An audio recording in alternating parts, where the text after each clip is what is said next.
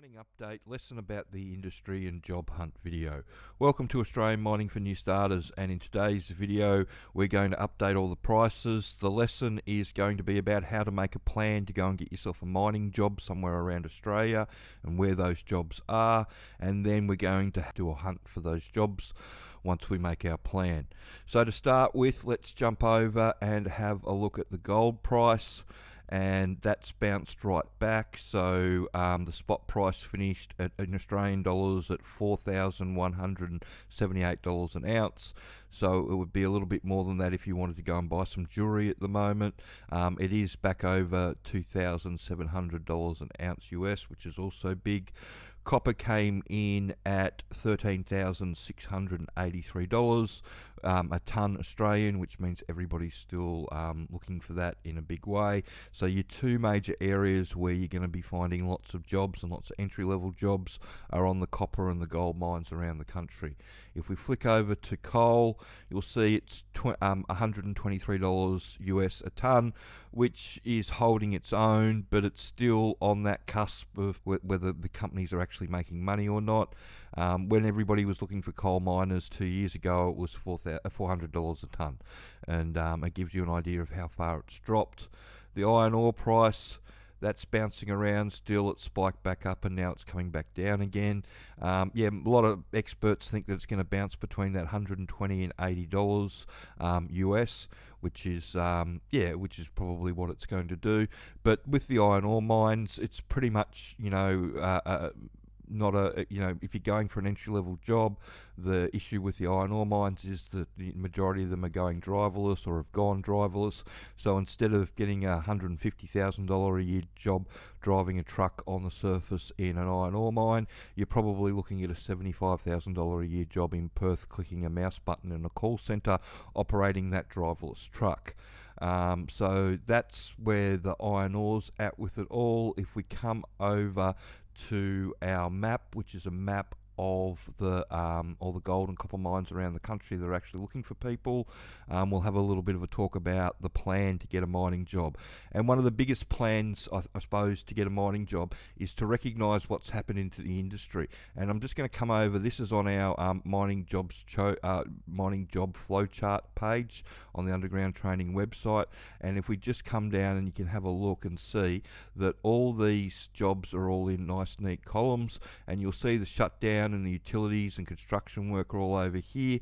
And when everything's running hot and there's lots of all the minerals are doing really, really well and coal's doing well and all that sort of stuff, then there's lots of jobs and it's easy to jump on in these areas and sustain yourself and do all that sort of stuff. The one thing you can't do, or it's really hard to do, is jump from a job in this area over to one of the production mining jobs. And for most people, when they're trying to get into mining, when they define a mining job, this is where their mining job is that they really, really want, or the conditions that they want that mining job's going to give them, like an even time roster, like a job that's going to pay them a couple of $100,000 a year. All that sort of stuff is in this column if you're going in green and you're going to get a production mining job. If you've got a trade, then you can get all that in this column, the maintenance jobs, and if you've been to university and you've got a degree, then you can look at all those conditions in this job. But if you're just coming in off the street and you want a mining job because you've heard that you can go from your factory job or your job at McDonald's or wherever you're working at the moment and get yourself a really good career going, well, that's true, and everything is in this column here that you should be looking for. So if we come back to our map of the country, you'll see that there's jobs all over, or there's mines all over the country. And the reason that I say the gold and the copper mines is that this is the area where everybody's trying to ramp up production because of the high price. So they need bums in seats, so everybody's desperately trying to train new truck drivers, new nippers, new offsiders, people to drive Aggies, people to work on pace crew, people to work on service crew. They need everybody all the way through. And it's the same with the mills, people to work on the mills, all that sort of stuff. They're really desperate for people, and you'll see it in the job ads. Where they're not that desperate for people is where the price has gone down in the last couple of years, or they've gone heavily into automation, like coal and iron ore, unfortunately.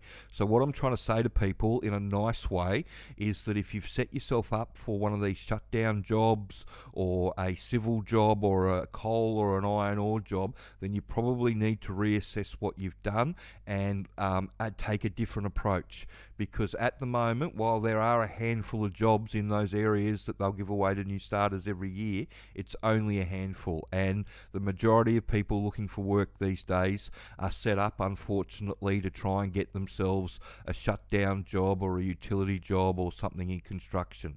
Nobody really sets themselves up for a production mining job, or very few people do. And if you want to know how to set yourself up for a production mining job, the easiest way is to learn how their mine works. If you can talk to them about refuge chambers and stead gas and cap lamp signals and everything else that they want you to know, so they can leave you alone to get on with the job by yourself, it gives you a huge point of difference of everybody else that they're interviewing with, their people with these jobs. And the reason for that is the biggest problem that all these employers have of these mines isn't teaching you the practical side of the jobs. That's really easy. It only takes a couple of weeks to teach people the practical stuff. What everybody struggles with is learning enough so you don't need somebody standing next to you the whole time making sure that you're doing the right thing and you're not going to hurt yourself and you're not going to hurt anybody else. You need to know how the mine works. You need to be able to use all the correct terms. You need to understand what the pecking order is. You just need to be switched on and know what's going on for all this to work. And the easiest way to do that is to learn it before you go, and that gives you a huge point of difference. So if you're in the eastern states at the moment, so you've got a fair bit of work in the middle of New South Wales. I talk to people all the time, and one of the easiest ways is I'm going to share plans that other people have had, that they've worked, that it's worked for them. So a young fella in the Gold Coast, he did the training, the work ready package, and his plan that we came up with was to relocate to Kalgoorlie. So he socked a little bit of money away, and but before he drove across, I suggested that he, because he's got to literally drive through and past all these mines all the way over to Kalgoorlie, to try and organise some, to hand his resume off, to stop in and see if there was a job or anything like that. And so he organised for a couple of interviews down in these mines down here, and he got one of the jobs, so he didn't make it past New South Wales on his trip over. Just recently had another couple of people come over from New Zealand. So Luke's the latest that's come over. He's just he came over to Brisbane originally to settle himself, and then off to Perth, and he just recently got a job with KCA. And again, it's just a matter of working the plan. If you're going to come across from New Zealand, you need to allow yourself a little bit of extra time to sort out your licence and your Australian tax file number and all that sort of stuff when you get here.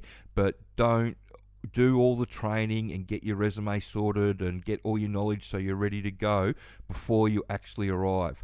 There's nothing puts these employers off more than people saying that they're going to come for a job interview or they're on their way over and then they don't turn up.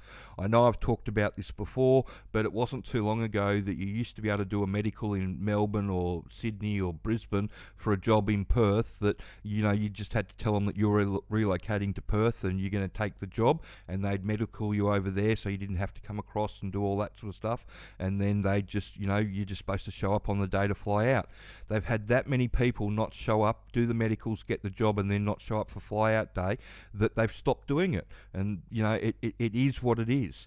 Nowadays, they want people standing in front of them before they'll deal with them, just because they've had such a bad run with people not turning up. I don't know how you get a mining job and then decide that you want to pull out at the last minute, but apparently in the last 12 to 18 months, lots of people have done it, and that's why the employers are taking the path that they're taking at the moment. So it's all about setting yourself up and knowing what you're getting yourself into, and training helps with that, and I'll go through that in a little while. But the big thing is being in the right location.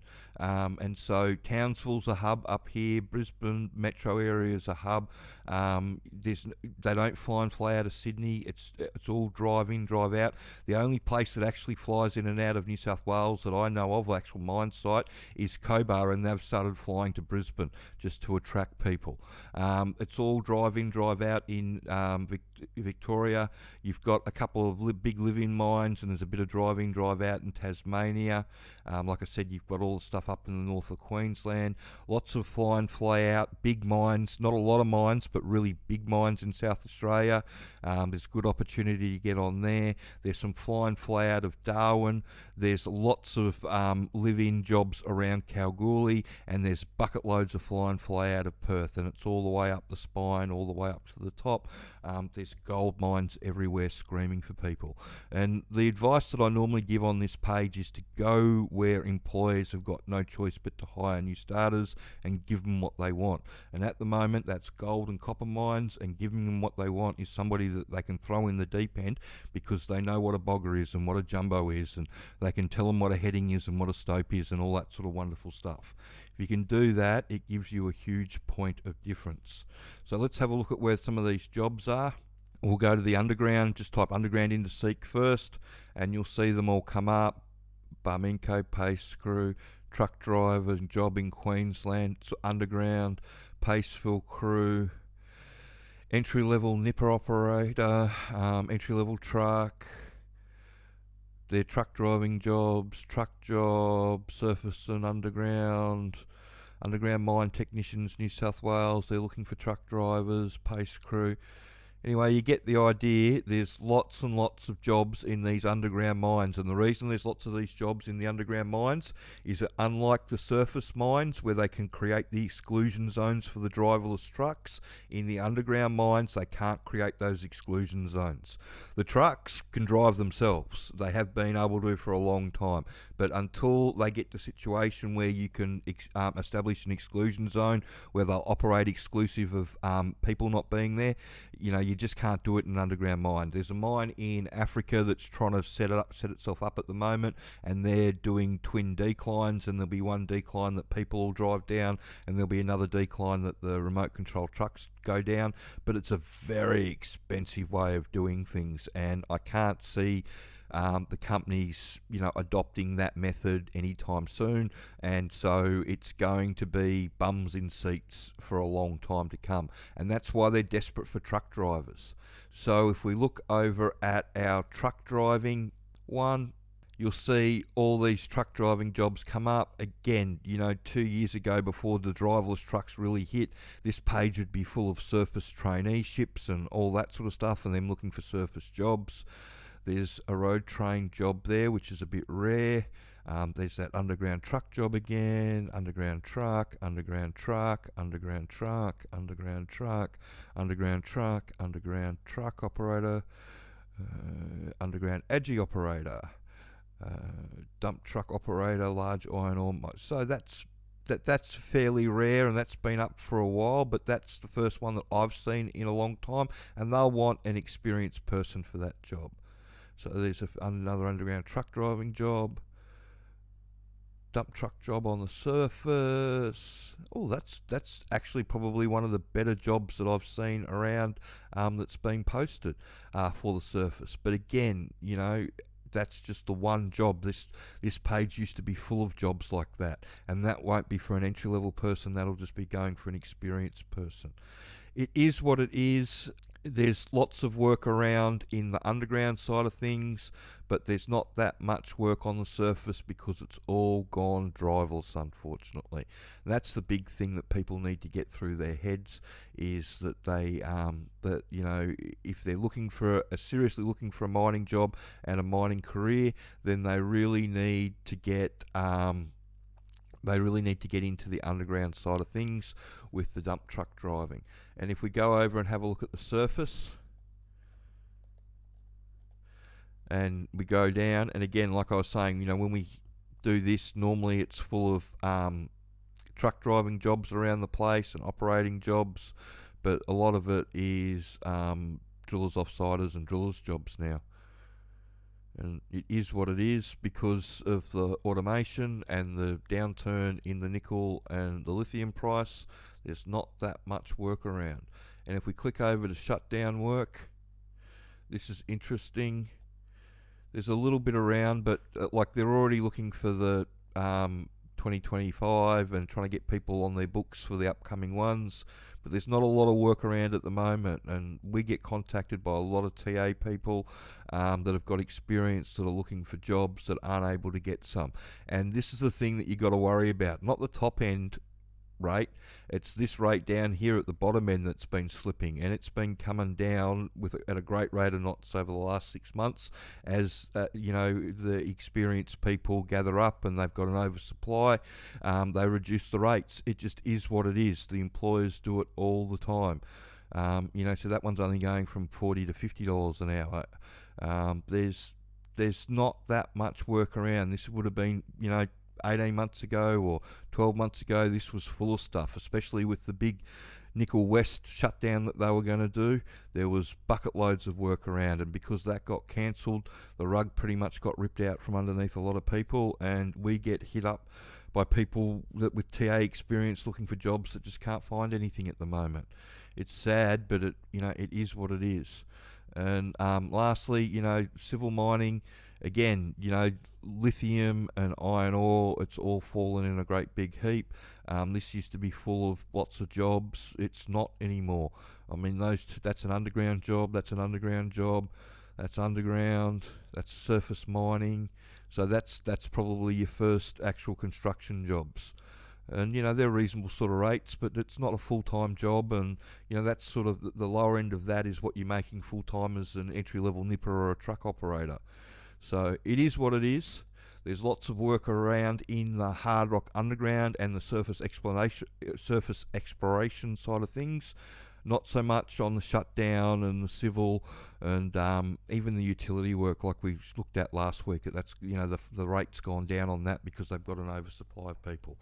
I try and be really honest with you about how the industry works. As soon as they get an oversupply of people, the rate goes down. When they need people, the rate goes up. That's why the rate's going up in the underground mines at the moment, because they need people in this column. They've got an oversupply of people in these columns. They've got an undersupply of the hard rock underground people in this column. They've got an oversupply of the people that work on the surface in this column. So it is what it is, and that's the easiest way to get yourself the job is to go where they need the people, like I said, and the easiest way to get into it all is to learn how it all works. You can use our DIY package, Intro to Underground Mining.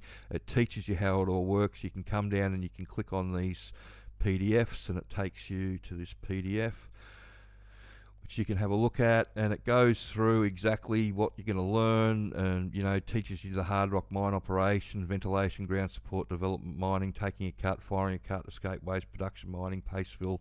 It just takes you through all of it: scaling, safety on site, surviving the first 12 months, how, what interacting with people, how it all works, the different sorts of peculiar things that they do, like the carton system. It's all in there. Teaches you all that sort of stuff, because the more you know before you go, the easier it all is to get. And you can just sign up for it online. We've got a couple of different packages that you can do. They all use the online training as the base. This one's got the one that you redo your resume yourself. There's a resume package with this one, and this is the one where you get one of the shift bosses like myself to help prep you. So it becomes our job to make sure you've understood all the mining information, which makes a huge difference when you're going for an interview for one of these jobs. And if you can show the employer that you know how it all works, you've got something to offer them, because you're 6 to 8 weeks ahead of everybody else that they're looking at that they've got to train. Because whether people like it or not, and I know there's a lot of advice out there what I see on these social media pages that say, oh, just go and get the job, they'll teach you. If you walk through the door and you're relying on them to teach you, their track record is 60% failure. So out of 100 people that they get in and they teach, probably 5 to 10 are naturals. Another 30 will find people that they become friends with that are prepared to put the extra time in with them and really make sure that they look after them and nurse them through and make sure that they understand it all and make it through that first 6 months. And then the other 60 just fail because they can't find somebody to teach them how it all works, or they just can't get it in their head, or for whatever reason it's just not worked out for them because it's not exactly what they thought it was. The easiest way to make sure that you want to do this is to do the training. We didn't deliberately set out to write something that was going to turn people off, but what we wanted to do was give you an accurate representation of the exact job that you were going to get yourself into. And the training does that exactly. If you want to go and get yourself a mining job, this is it. This is the mining job that everybody needs people for at the moment. So I hope you found that information helpful, and if you've got any questions that you'd like to send through for our $35 question that Jess and I are doing at the moment on our Conversations About Mining podcast, please send them through. More than happy to answer those questions. I think everybody's enjoying those questions as well. But yeah, if you could share the video around and like and subscribe the channel. Thanks.